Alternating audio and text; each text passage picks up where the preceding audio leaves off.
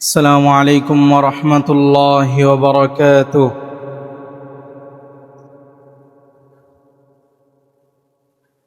الحمد لله نحمده ونستعينه ونستغفره ونؤمن به ونتوكل عليه ونعوذ بالله من شرور أنفسنا ومن سيئات أعمالنا. من يهده الله فلا مضل له ومن يضلله فلا هادي له، ونشهد أن لا إله إلا الله وحده لا شريك له، ونشهد أن سيدنا وسندنا وحبيبنا وشفيعنا ونبينا ومولانا محمدا عبده ورسوله، أرسله بالحق بشيرا ونذيرا وداعيا إلى الله بإذنه وسراجا وقمرا منيرا. صلى الله تعالى عليه وعلى آله وصحبه وبارك وسلم تسليما كثيرا كثيرا. أما بعد، فأعوذ بالله من الشيطان الرجيم. بسم الله الرحمن الرحيم. إن عدة الشهور عند الله 12 شهرا في كتاب الله يوم خلق السماوات والأرض، منها 4 حرم. وقال تعالى: وأنجينا موسى ومن معه أجمعين، ثم أغرقنا الآخرين. وعن أبي بكرة رضي الله تعالى عنه قال: الزمان قد استدار كهيئته يوم خلق السماوات والأرض. السنة 12 شهرا، منها 4 حرم، 3 متواليات، ذو القعدة وذو الحجة والمحرم ورجب مضر الذي بين جمادى وشعبان. صدق الله العظيم وصدق رسوله النبي الكريم. সবাই মুহাব্বতের সাথে একবার দুরূদ শরীফ পড়ে নিই।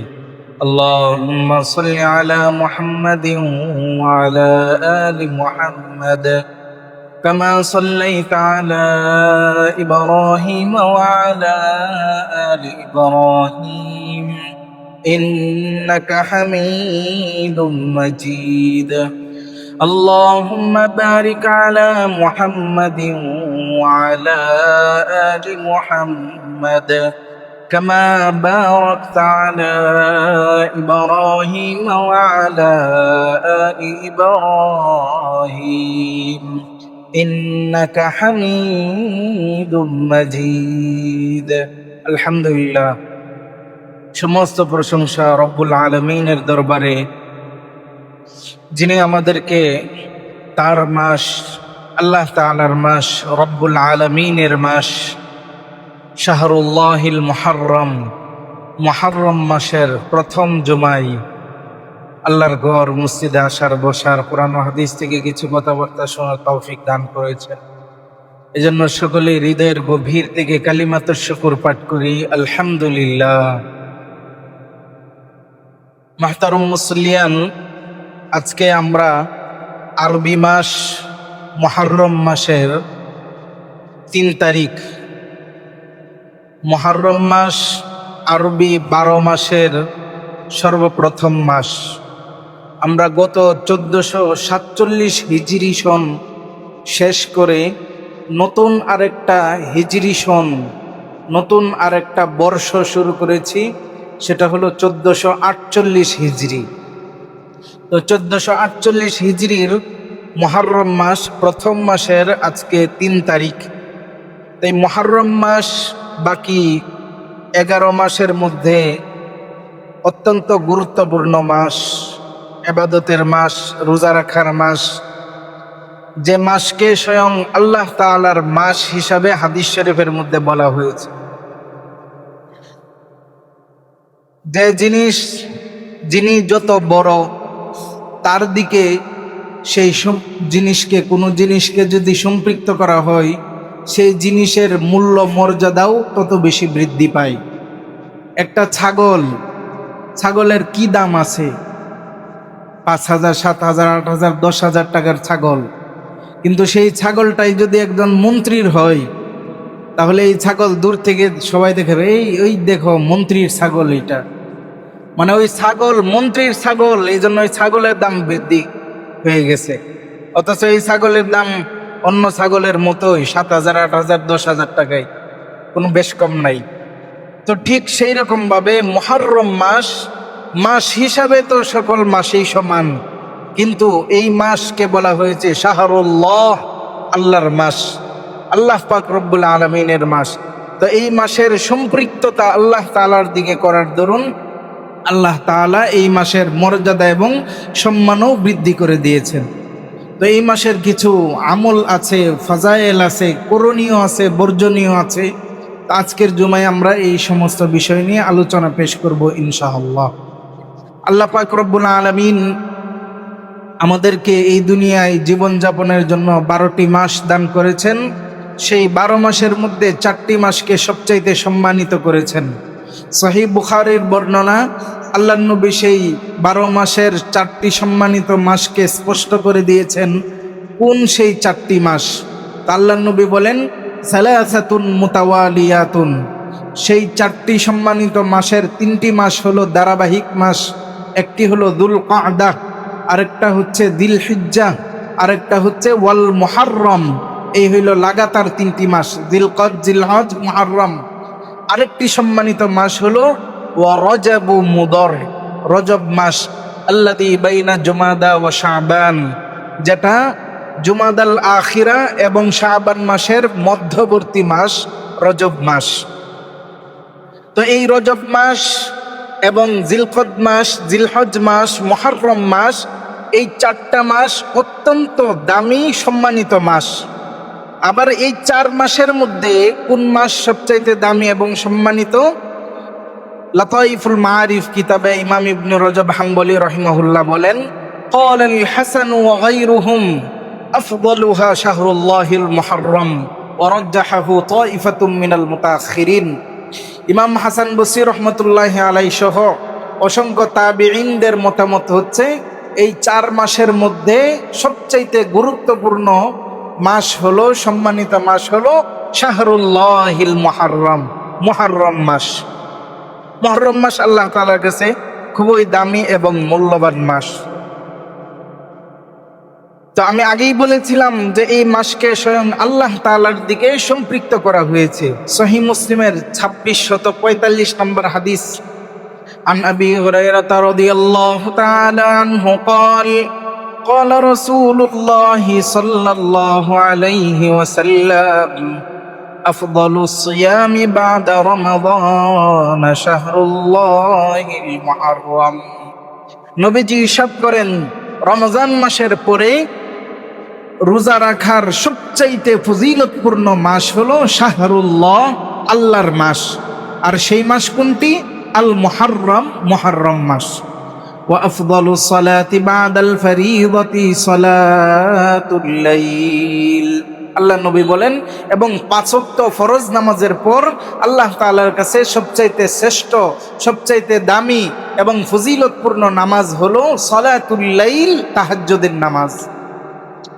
তো এই মাস যেহেতু খুবই গুরুত্বপূর্ণ, তো এই মাসে আমাদের নির্দিষ্ট কিছু আমল আছে, সেই আমলগুলো যথাযথভাবে আদায় করা উচিত।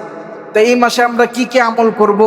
একে তো এই হাদিসে গেল রোজা রাখা, তো এই সম্পর্কে আরো বিস্তারিত সুন্দরভাবে আসছে মুসনাদে আহমদের 1335 নং হাদিসের বর্ণনায়।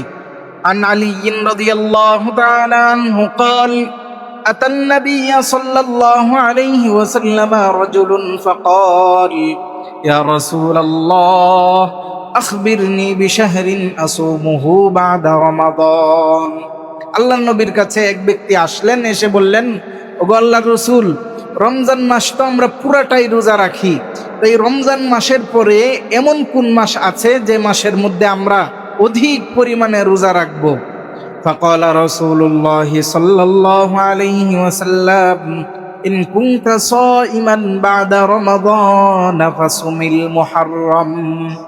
আল্লাহর নবী বলেন, তুমি যদি রমজান মাসের পরে অন্য কোনো মাসে গুরুত্বের সাথে সওয়াবের নিয়তে ফজিলত অর্জনের জন্য রোজা রাখতে চাও, ফাসুমিল মুহররম, তাহলে তুমি মুহররম মাসে রোজা রাখো। তা আমরা এই হাদিসের মাধ্যমে একটা করণীয় পেলাম যে মুহররম মাসের একটা আমল হচ্ছে পুরা মাসেই রোজা রাখা। তো পুরা মাসে কেন রোজা রাখবো? নবীজি বলতেছেন ফাইন্নাহু শাহরুল্লাহ, কেননা এই মুহররম মাস হলো আল্লাহর মাস।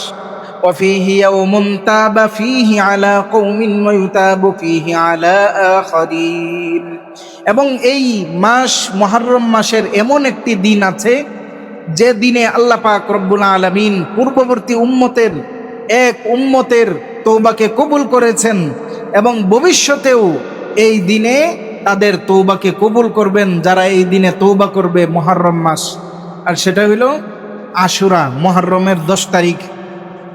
এই সম্পর্কে আলোচনা আসতেছে। আমরা এই হাদিস থেকে এবং পূর্ববর্তী হাদিসগুলো থেকে জানতে পারলাম, একটা হইল সামগ্রিকভাবে পুরা মাসের ফজিলত। মুহররম মাসটাই হইল ফজিলতপূর্ণ মাস, পুরা মাসেই আমরা রোজা রাখার চেষ্টা করব। রোজা রাখার জন্য একদম পারফেক্ট একটা মাস, সবের ফজিলতের খনি খাজানা হলো এই মুহররম মাস, কারণ এটা হলো ফাইন্নাহু শাহরুল্লাহ, আল্লাহর মাস। 2 নম্বর যে বিষয়টা, মুহররম আসলেই মুহররমকে কেন্দ্র করে যে একটা গুরুত্বপূর্ণ দিন আছে সেটাকে বলা হয় আশুরা। আশুরা শব্দটি আসছে আশির থেকে, আশির মানে 10ম দিন। তো মুহররমের 10ম তারিখকে বলা হয় আশির বা আশুরা, অর্থাৎ মুহররমের 10 তারিখ। এই মুহররমের 10 তারিখ রোজার একটি আমল আছে, বিশেষ রোজার আমল। তো এই রোজার সূচনা কিভাবে হলো? প্রত্যেক বছরই বলা হয় হযরত নবী পাক সাল্লাল্লাহু আলাইহি ওয়াসাল্লাম মদিনা শরীফে আসলেন, এসে দেখলেন মুহররমের 10 তারিখ ইহুদিরা রোজা রাখে। তখন তিনি তাদেরকে প্রশ্ন করলেন, মা হাযাল ইয়াউমুল্লাযী তাসুমুনাহু, এটা কোন দিন যে দিনকে উপলক্ষ করে কেন্দ্র করে তোমরা রোজা রাখো? তখন ইহুদিরা বলল, হাদা ইয়াউমুন আযীম, এই দিনটা আমাদের কাছে একটি বড় দিন, একটি শ্রেষ্ঠতম দিন। আনজাল্লাহু ফীহি মূসা ওয়া কওমাহু ওয়া গররাকা ফিরআউনা ওয়া কওমাহু, এই দিন আল্লাহ পাক রব্বুল আলামিন হযরত মূসা আলাইহিস সালাম এবং তার সম্প্রদায়কে মুক্তি দান করেছিলেন ফেরাউনের জুলুমের কবল থেকে, এবং ফেরাউন এবং তার সম্প্রদায়কে এই দিনে সমুদ্রের অতল গহ্বরে নিমজ্জিত করেছিলেন, ধ্বংস করে দিয়েছিলেন।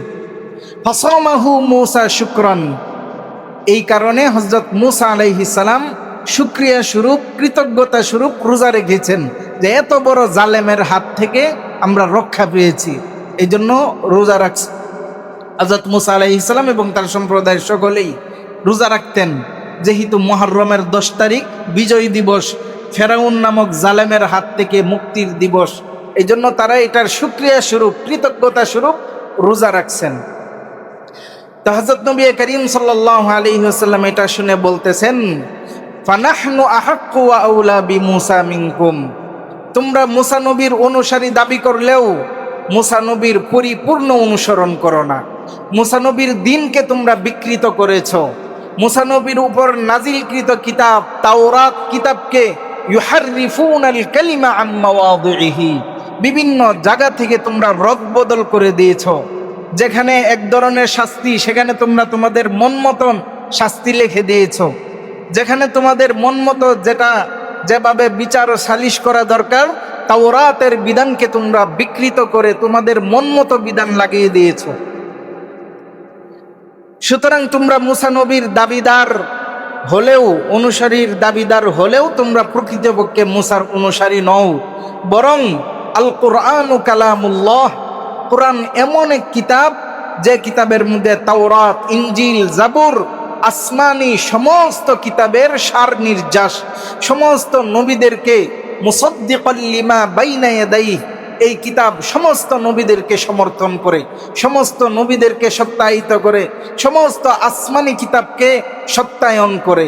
এই কোরআন কালামুল্লাহ এবং আমি নবী, আমি রাসূল, সমস্ত রাসূলদেরকে আমরা ভালোবাসি, সমস্ত রাসূলদেরকে আমরা মর্যাদা দান করি। তিলকার রাসূলু ফাদ্দালনা বা'দাহুম আলা বা'দ মিনহুম মান কাল্লামাল্লাহ। আমাদের কালিমাই তো হইল আমানতু বিল্লাহ ওয়া মালাইকাতিহি ওয়া কুতুবিহি ওয়া রুসুলিহি, যে আমরা ঈমান আনলাম আল্লাহর উপর, আল্লাহ তাআলার ফেরেশতাগণের উপর, ওয়া কুতুবিহি, এবং আল্লাহ তাআলা আসমান থেকে মানব জাতির হেদায়েতের জন্য যত কিতাব নাজিল করেছেন সমস্ত কিতাবের উপর আমরা ঈমান আনলাম। ওয়া রুসুলিহি, এবং সমস্ত রাসূলগণের উপর, ছোট রাসূল, বড় রাসূল, এলাকা ভিত্তিক রাসূল, গ্রাম ভিত্তিক রাসূল, সমস্ত রাসূলকে রাসূল হিসাবে আমরা সমমর্যাদা দিয়ে সবাইকে আমরা সম্মান প্রদান করি। কাউকে আমরা কোনো ধরনের কুতাহি করি না, কাউকে আমরা কোনো ধরনের অসম্মান ছোট বলে মনে করি না। সমস্ত নবী রাসূলগণ আমাদের চোখের মণি। তো সুতরাং আমরা তোমাদের থেকেও মুসা আলাইহিস সালামের বেশি হকদার, মুসা আলাইহিস সালামের ব্যাপারে অধিক অনুসারী হলাম আমরা। সুতরাং আমরা এই রোজার পরিপূর্ণভাবে হকদার। তো সেদিন থেকেই ফাসামাহু রাসূলুল্লাহ সাল্লাল্লাহু আলাইহি ওয়াসাল্লাম ওয়া আমারা বিসিয়ামিহি, নবীজি গুরুত্বের সাথে রোজা রাখা শুরু করলেন এবং সাহাবায়ে কেরামকেও আদেশ করলেন যে তোমরা এই দিন রোজা রাখো। তো এই রোজা রাখতে থাকলেন সাহাবায়ে কেরাম। আস্তে আস্তে আস্তে রমজানের রোজা ফরজ হয়ে গেল।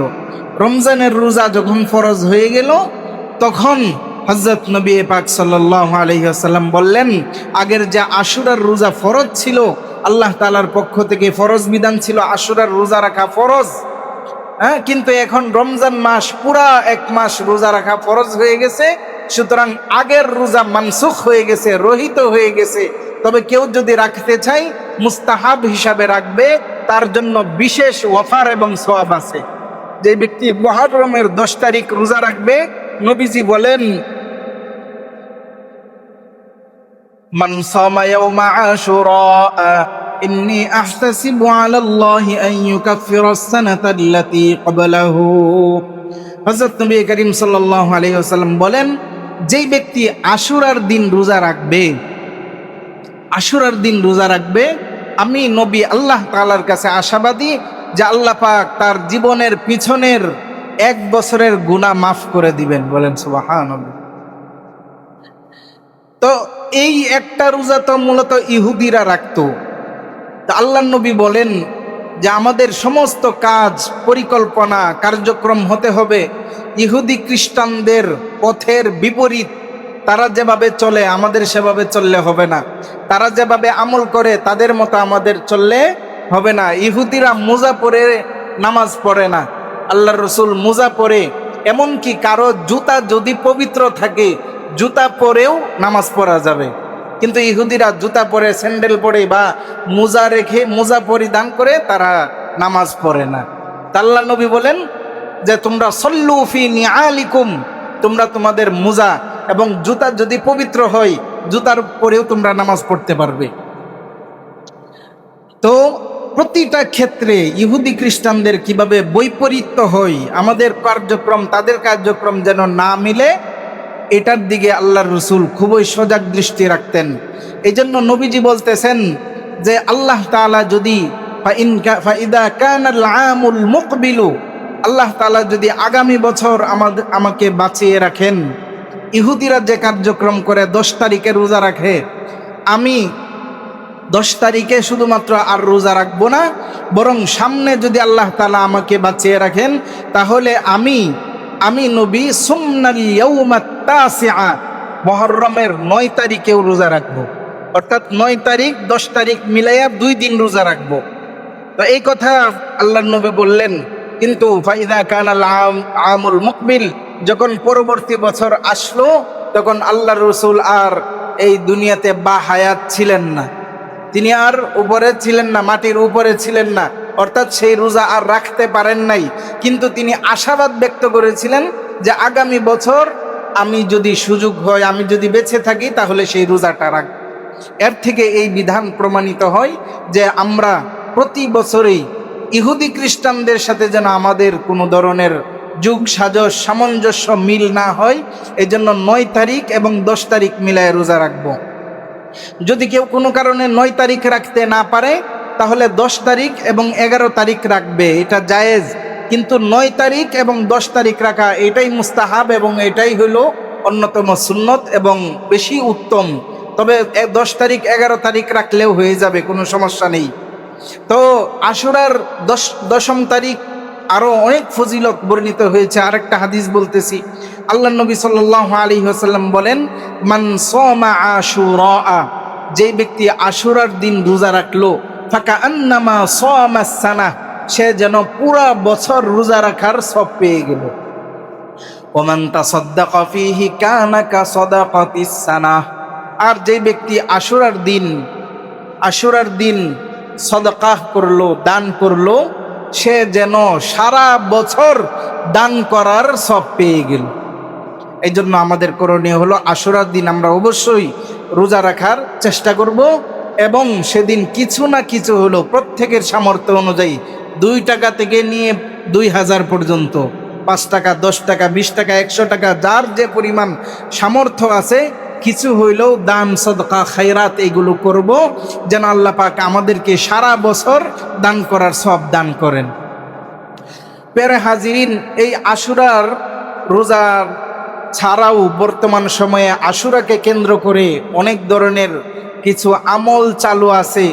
বিভিন্ন জায়গায় মসজিদে লাইটিং করে মিষ্টান্ন বিতরণ হয়, বিভিন্ন জায়গায় আরও এরকম নানান কার্যক্রম হয়। 10ম তারিখে তারা পায়ের মধ্যে জুতা দেয় না, কারণ এই দিন হযরত হুসাইন রাদিয়াল্লাহু তাআলা আনহু কারবালার ময়দানে শহীদ হয়েছিলেন এবং তার রক্ত জমিনে পড়েছিল। এই জন্য এই দিন শিয়ারা জমিনের মধ্যে জুতা পায়ে দিয়ে হাঁটে না মুহররমের 10 তারিখে। তো এই শিয়াদের অনুসরণ করতে গিয়ে কিছু মানুষ, তারা এই শিয়াদের অনুসরণ করতে গিয়ে এই সমস্ত কর্মকাণ্ড করে, মসজিদের মধ্যে লাইটিং করে, মসজিদের মধ্যে এরপরে আনন্দ সুখ মিছিল করে। এরপরে শিয়ারা ঢাকার মধ্যেও বিভিন্ন দেশের বিভিন্ন জায়গার মধ্যে তারা হুসাইনি পতাকা উত্তোলন করে। এরপর হযরত হুসাইন রাদিয়াল্লাহু তাআলা আনহুকে শাহাদাতকে কেন্দ্র করে নিজেদের শরীরকে জখম করে হাই হাসান, হাই হুসাইন, হাই আলী ইত্যাদি বলে। এই সমস্ত কর্মকাণ্ড হইল শরীয়ত পরিপন্থী কাজ। এই সমস্ত কাজ করা যাবে না, এই সমস্ত কাজ কেউ করলে সমর্থন করা যাবে না, বাধা দিতে হবে। কারণ দেখেন, মুহররমের 10 তারিখের আশুরার যে ফজিলত, এটা কি হযরত হুসাইনের শাহাদতকে কেন্দ্র করে না আরো আগের থেকেই? হযরত হুসাইনের শাহাদত হইছে কারবালার ময়দানে 70 হিজরির পরে, আর আল্লাহর রাসূল আশুরার ফজিলত বলে গেছেন 70 বছর আগে। সেদিনের ফজিলত কেন ওই হাদিসের মধ্যে আসছে, হযরত মুসা আলাইহিস সালাম এবং তার বাহিনীকে আল্লাহ তাআলা তার দলকে, সম্প্রদায়কে ফেরাউনের কবল থেকে মুক্তি দান করছিলেন। তো কিভাবে মুক্তি দান করছিলেন এই বিষয়ে ঘটনা কিছু সামনে বলবো, কিন্তু মূল বিষয় হইল আশুরার যে ফজিলত, আশুরার যে মহত্ব এবং গুরুত্ব, এটা হযরত হুসাইন রাদিয়াল্লাহু তাআলা আনহুর শাহাদতকে কেন্দ্র করে নয়, বরং আরো আগের থেকেই এটার ফজিলত চলে আসতেছিল। কিন্তু একদল স্বার্থবাজ শিয়া সম্প্রদায়, যাদের ইসলামের সাথে তেমন কোনো সম্পর্ক নাই, তারা এই সমস্ত নতুনভাবে আহলে বাইতের মর্যাদা তো আল্লাহর রাসূল দিয়েই গেছেন, যেটা আমরা আহলে বাইতের মর্যাদা ফজিলত একদম দেদারসে বর্ণনা করি, তাদের ইজ্জত, মোহাব্বত, আজমত, ভালোবাসা আমাদের হৃদয়ে আমাদের পিতা মাতা সন্তান থেকেও বেশি। নবীর পরিবারের ভালোবাসা না থাকলে সে তো মুসলমানই হইতে পারে না। যার অন্তরে নবীর পরিবার, নবীর সন্তান, নবীর স্ত্রী, নবীর ভাই বেরাদরদের মোহাব্বত ভালোবাসা থাকবে না, সে তো ইমানদারই না। তো প্রত্যেক মুমিনের অন্তরে তাদের মোহাব্বত থাকবে, কিন্তু এমন কিছু করা যাবে না যেটা নবী করেন নাই, যেটা নবীর সাহাবীরা করেন নাই, যেটা নবীজি করতে বলেন নাই, এমন কোনো কর্মকাণ্ড আমাদের করা যাবে না, এগুলো নিষিদ্ধ কাজ। তো যাই হোক, এই দিনে আমাদের করণীয় আমল হলো আমরা রোজা রাখবো, তওবা করব, আল্লাহর কাছে দোয়া করব, এরপরে বেশি বেশি ইস্তেগফার করা, বেশি বেশি তাওবা করা। এরপর আরেকটা গুরুত্বপূর্ণ করণীয় হলো প্রত্যেকেই নিজ নিজ সামর্থ্য অনুযায়ী পরিবারের জন্য উত্তম খাবারের ব্যবস্থা করা। হযরত নবী পাক সাল্লাল্লাহু আলাইহি ওয়াসাল্লাম বলেন, এই হাদিসটি শুআবুল ঈমান কিতাবের 3791 নম্বর হাদিস, হাদিসটি সহিহ হাসান হাদিস। আল্লাহর নবী বলেন, মান ওয়াসআ আলা আহলিহি ইয়াউমা আশুরা ওয়াসআ আল্লাহু আলা আহলিহি তুলা সানা। আল্লাহর রাসূল বলেন, যে ব্যক্তি তার পরিবারের জন্য আশুরার দিন উত্তম খাবারের ব্যবস্থা করলো, আল্লাহ পাক রব্বুল আলামিন তার পুরা পরিবারকে সারা বছর উত্তম খাবারের ব্যবস্থা করবেন। তো এই জন্য আমরা আমাদের যতটুকু সম্ভব ততটুকু আমরা রোজা রাখবো এবং সেদিন উত্তম খাবারের যার যতটুকু সম্ভব ততটুকু আমরা ব্যবস্থাপনা করব ইনশাআল্লাহ। আর যে সমস্ত বর্জনীয় কাজের কথা বলা হলো, যে লাইটিং করা, মিষ্টান্ন দ্রব্য বিতরণ করা, শোক মিছিল করা, নিজের শরীর জখম করা, এইগুলো কোনো মুসলমানের কাজ না। মুসলমান কখনো এই সমস্ত কাজ করতে পারে না। আল্লাহ পাক আমাদের সবাইকে হেফাজত করেন। এবার আসেন, 10 মিনিট সময় আছে, এই 10 মিনিট সময়ে আমরা সেই ইতিহাসের দিকে যাব যে দিন থেকে আশুরার ইতিহাস শুরু হয়েছিল। আল্লাহ পাক রব্বুল আলামিন হযরত মূসা আলাইহিস সালামকে ফেরাউনের কাছে পাঠাইলেন। ফেরাউনের কথা হযরত মূসা আলাইহিস সালামকে আল্লাহ তাআলা নবুয়ত দিলেন। নবুয়ত দিয়ে বললেন, ওয়া ইয নাদা রাব্বুকা মূসা আন ইতিল কওমাল যালিমিনা কওমা ফিরআউনা আলা ইয়াত্তাকুন।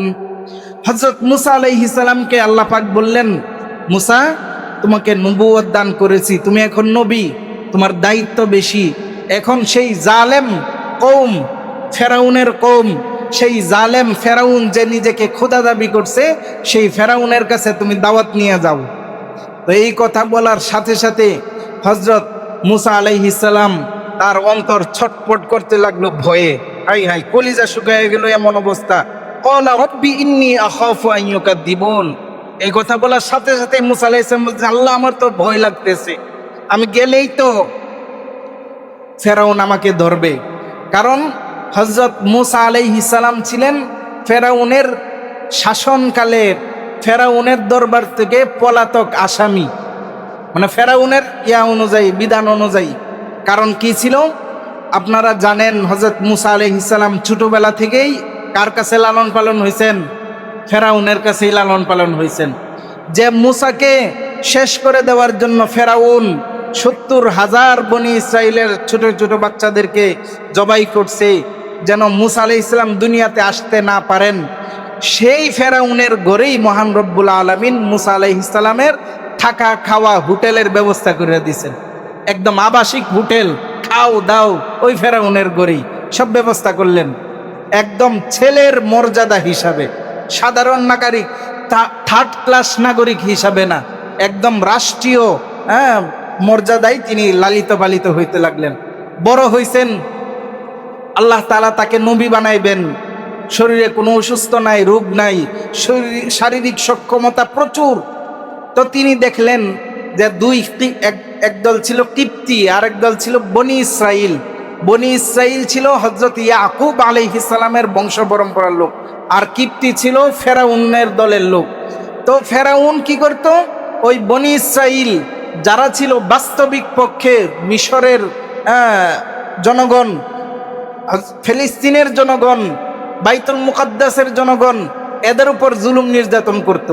আর কিপ্তি, এরা তো ছিল ফেরাউনের দলের লোক, এরা ছিল খুব রাজার হালতে, এবং এরা ওদের উপর খুব জুলুম করত, গোলাম হিসাবে ব্যবহার করত। তো এই দুইজন অন্যায়ভাবে দেখলেন কিপ্তি বনি ইসরাইলের এক লোকের উপর জুলুম করতেছে। হযরত মূসা আলাইহিস সালাম গিয়ে ওরে সাধারণভাবে একটা ছর মারলেন। সাধারণ ছর আমাদের হাতের হইলেও ছর ডাকার একজন নবীর ছর, সাথে সাথে কিপ্তি মাথা ঘুরান মারে পড়ে মারা গেছে। এখন ওই মার্ডার কেসের আসামিকে হযরত মূসা আলাইহিস সালাম, তিনি তো জানতেন না যে ছর মারলে যে এই নাদান মারা যাবে, তো ওই সাথে সাথে মারা গেল। তা হযরত মূসা আলাইহিস সালাম সেখান থেকে পালিয়ে গেলেন। তার সেই শহর থেকে, মিশর থেকে পালিয়ে তিনি মাদায়েন শহরে চলে গেলেন, হযরত শুআইব আলাইহিস সালামের এলাকায়। লম্বা চূড়া ঘটনা। সেখানে গিয়ে হযরত শুআইব আলাইহিস সালামের স্ত্রীকে, মেয়েকে বিবাহ করলেন। মেয়েকে বিবাহ করে সেখানে 10 বছর ঘর সংসার করলেন। এরপর সেখান থেকে আবারও ওই নবী হয়ে তিনি ফেরাউনের কাছে ফেরত আসলেন দাওয়াত নিয়ে। পালিয়ে গেছিলেন ওই মার্ডার কেসের আসামি হইয়া, কিন্তু আবার নবী হয়ে তিনি ফেরাউনের কাছে দাওয়াত নিয়ে আসতেছেন। তাহলে মনের মধ্যে ভয় থাকবে না যে আমি তো আগেই একটা অজান্তে দোষ হয়ে গেছিল, এখন গেলেই তো আমারে ওই ফেরারি আসামি হিসাবে গ্রেফতার করবে। তো তিনি ভয় পাইতেছিলেন। তো যখন ভয় পাইতেছিলেন তিনি আল্লাহর কাছে দোয়া করলেন। দোয়া করে বলতেছেন, আল্লাহ ওয়ায়াদিকু সদরি, আপনি যে বলছেন ফেরাউনের কাছে যাইতে, আমার সদর, আমার বুক তো এমনি সংকীর্ণ হয়ে গেছে ভয়ে। ওয়ালা ইয়ানতালিকু লিসানি, আর আমি কি রেখে কি বলবো, আমার মুখের মধ্যেও কিছুটা জড়তা আছে, আমি সঠিকভাবে হয়তো দাওয়াতের কাজ পৌঁছাইতে পারি কিনা। আরসিল ইলাইয়া হারুন, আপনি আমার যে ভাই আছে, আমার ভাই হারুনকেও নবী বানাইয়া পাঠাইয়া দেন। আল্লাহ পাক রব্বুল আলামিন মূসা আলাইহিস সালামের দোয়া কবুল করলেন। হযরত হারুনকেও নবী বানায়া উভয় ভাইকে বললেন, ঠিক আছে এখন তো কোনো ভয় নাই। ওয়ালাহুম আলাইয়া যামবুন ফাখাফু আন ইয়াকতুলুন ক্বালা কাল্লা ফাযহাবা বিআয়াতিনা ইন্না মাআকুম মুস্তামিউন। আল্লাহ পাক বললেন, এখন আর কোনো ভয় নাই, তোমরা উভয়জন যাও, কোনো কিছু করতে পারবে না। তোমরা গিয়ে ফেরাউনের কাছে দাওয়াত দাও এবং তোমরা নির্দ্বিধায় নির্ভয়ে তোমরা দাওয়াতের কাজ চালিয়ে যাও। ইন্না মাআকুম মুস্তামিউন, আমি আল্লাহ তোমাদের সাথে, তোমাদের কথা শুনবো, তোমাদের সাথেই আছি, কোনো সমস্যা নাই। তো এই ভরসা পেয়ে হযরত মূসা আলাইহিস সালাম, হারুন আলাইহিস সালাম চলে গেলেন। লম্বা আলোচনা। মূসা আলাইহিস সালাম যখন ফেরাউনের দরবারে প্রবেশ করলেন, ফেরাউনের দরবারে প্রবেশ করেই তিনি বললেন, তাকে দাওয়াত করলেন। দাওয়াত দিয়ে বলতেছেন, ইন্না রাসূলা রাব্বিল আলামিন আন আরসিল মা'না বানি ইসরাঈল ক্বালা আলাম নুরাব্বিকা ফীনা ওয়ালিদান ওয়া লাবিসতা ফীনা মিন উমরিকা সিনিন। মূসা আলাইহিস সালাম গিয়েই তাকে দাওয়াত দেওয়া শুরু করলেন। 1 নম্বর দাওয়াত দিলেন, আমি রব্বুল আলামিনের পক্ষ থেকে তোমার কাছে রসুল হিসাবে এসেছি, তুমি তাওহীদের উপর বিশ্বাস করো, এক আল্লাহকে মেনে চলো, এবং বনি ইসরাইল আমার বংশের লোক যাদেরকে তুমি দিনের পরে দিন জুলুম করে যাচ্ছ, এই বনি ইসরাইলকে আমার সাথে পাঠিয়ে দাও। তো এই কথা শোনার সাথে সাথেই ফেরাউন খুঁটা দেওয়া শুরু করলো। ফেরাউন বলতেছে, আলাম নুরাব্বিকা ফীনা ওয়ালিদা ওয়া লাবিসতা ফীনা মিন উমরিকা সিনিন। ও মূসা, তুমি না ওই ছোট বয়স থেকেই, বাচ্চা বয়স থেকেই আমি তো তোমাকে খাইয়া পড়াইয়া লালন পালন করে বড় করছি, এখন আমার সাথে আইসাই তুমি আমার সাথে তুমি বার্গেনিং শুরু করছো, আমার সাথেই তুমি তর্ক বিতর্ক করতেছো। আমি খুদা, এই খুদার দাবিকে তুমি নস্যাৎ করার পায়তারা করতেছো। সে এইরকম বাজে বাজে কিছু কথা বলল। আর তুমি কি বললা যে তুমি রব্বুল আলামিনের পক্ষ থেকে আসছো। ওমা রব্বুল আলামিন, রব্বুল আলামিন আবার কেডা? এটা তো আমি। নাউজুবিল্লাহ বলেন, অহংকারী কত বড়। বলতে রব্বুল আলামিনের পক্ষ থেকে রাসূল হিসাবে আসছো, ওই আমি তোমাকে তো রাসূল বানাই নাই, আমি তো রব্বুল আলামিন, এই পৃথিবীর রব আর কে আছে? আমি তো সর্বময় ক্ষমতার মালিক। তো এই কথা বলার সাথে সাথে হযরত মূসা আলাইহিস সালাম বলতেছেন, قال رب السماوات والأرض وما بينهما إن كنتم موقنين। হযরত মুসা আলাইহিস সালাম বলতেছেন রব্বুল আলামিন হলেন রব্বুস সামাওয়াতি ওয়াল আরদ, এই আসমান জমিন ভূমণ্ডল নবমণ্ডল ওমা বাইনাহুমা, এই দুইয়ের মাঝে যা কিছু আছে সব কিছুর রব তিনি, যিনি রব্বুল আলামিন।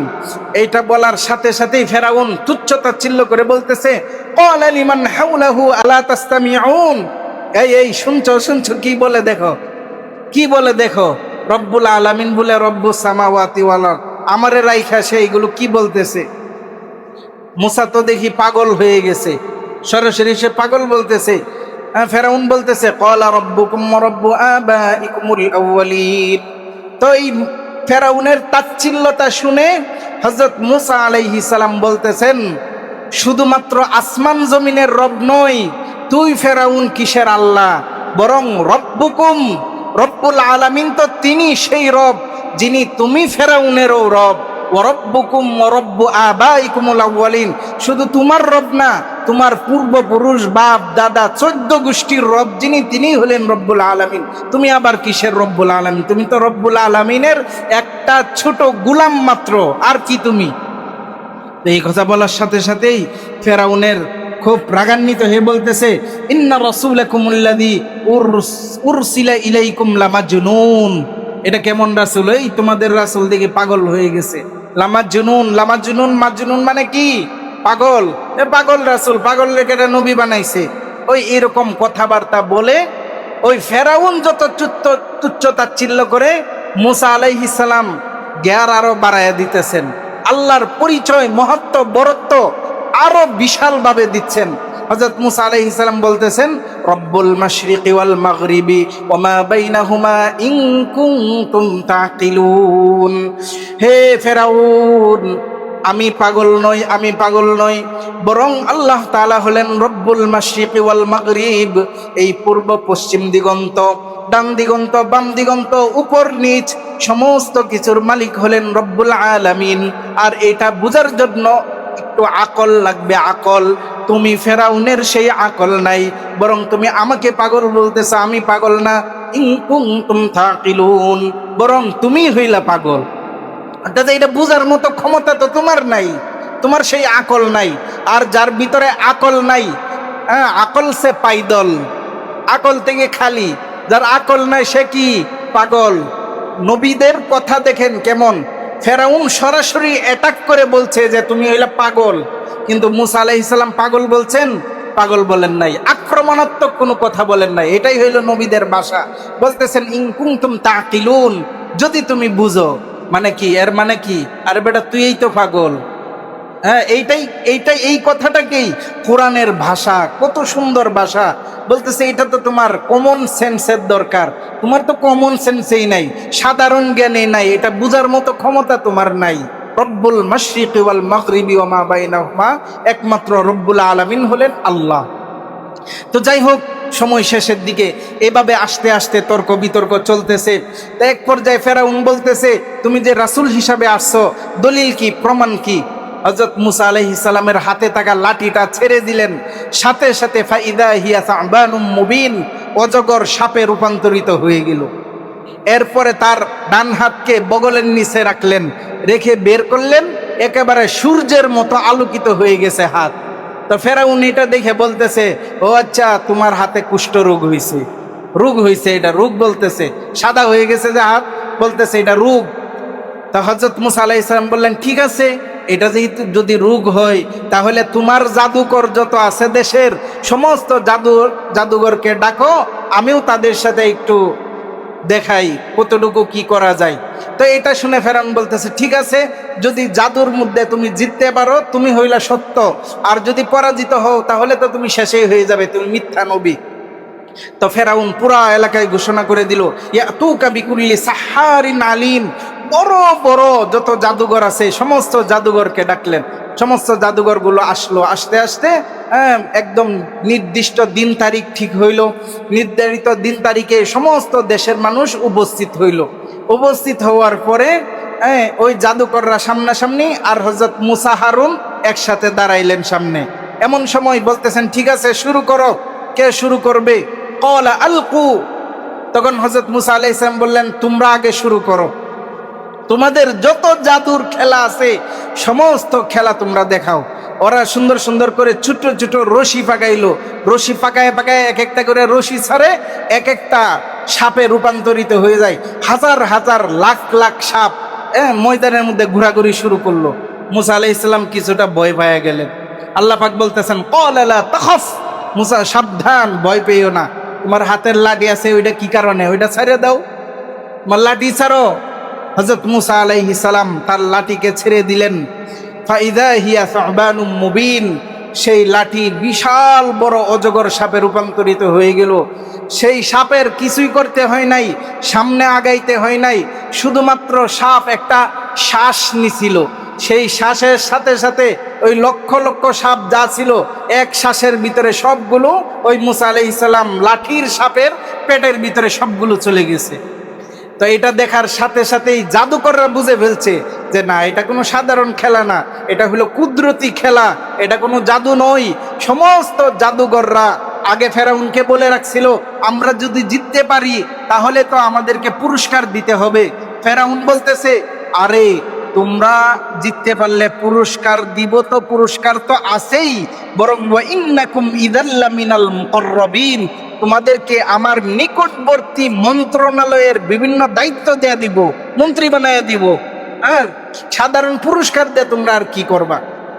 তো যাই হোক, যখন অবশেষে এই পরিস্থিতি হলো, তখন ফাউলকিয়া সাহারাতু সাজিদিন, সমস্ত জাদুকররা বুঝে ফেললো যে এইখানে কুদরতি খেলা ছাড়া আর কোন খেলা নাই, আল্লাহ পাক রব্বুল আলামিনের খেলা। সবাই, সমস্ত জাদুঘরগুলো আমানতু বিল্লাহ, আল্লাহর উপর ঈমান এনে সবাই আল্লাহ তাআলার কুদরতি কদমে সেজদায় লুটাইয়া পড়লো। বলেন সুবহানাল্লাহ। যখন এই দৃশ্য ফেরাউন দেখলো, ফেরাউন বলতেছে যে কি সর্বনাশ, আমান্না বিরব্বিল আলামিন, ক্বালা আমানতুম লাহু ক্বাবলা আন আযানা লাকুম। আরে তোমাদের কত বড় দুঃসাহস, আমার গাড়ি ভাড়া দিয়ে আসছো, আমার খায়া থাকো, আমার দেশের সব কিছু তোমরা খাও, আর তোমরা আমার অনুমতি ছাড়াই ওই মুসার অনুসারী হয়ে গেলা, তার উপর ঈমান নিয়ে আসছো। তোমাদের বিশাল বড়, তোমাদের পুরস্কার তো দূরের কথা, বরং তোমাদের বিশাল শাস্তি হবে। মূলত তোমরা ষড়যন্ত্র করেছো। আমি তো এখন দেখতেছি, ইন্নাহু লাকাবীরুকুমুল্লাযী আল্লামাকুমুস সিহর, মুসা তো দেখি তোমাদের সকলের জাদুর গুরু, অর্থাৎ শিক্ষা গুরু। তোমাদের সবচাইতে বড় জাদুঘর হইল মুসা, আর তোমরা হইলা মুসার স্টুডেন্ট, ছাত্র।